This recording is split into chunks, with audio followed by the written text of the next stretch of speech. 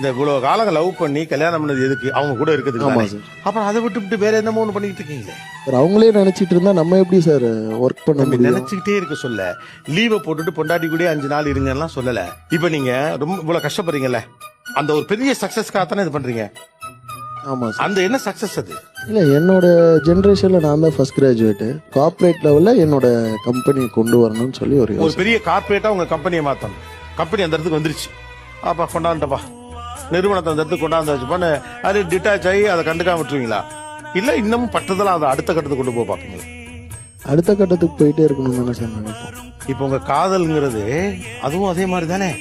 அதை திருமணத்துல கொண்டாந்து முடிக்கணும்னு ஒரு முயற்சி. முடிச்சா அவ்வளவுதானா? அதை விட்டுட்டு வந்துருவீங்களா வெளியில? அவ்வளவுதான். கல்யாணம் பண்ணணும்னு நினைச்சா கல்யாணம் பண்ணிட்டேன்.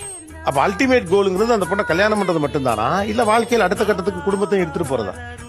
அடுத்த கட்டம் போயிட்டே இருக்கணும் சார். போலே பந்தம் பெருகணும், அந்யோன்யம் கூடணும், ஒருத்தர் இன்னும் க்ளோஸ் ஆகணும், இதெல்லாம் இருக்கு.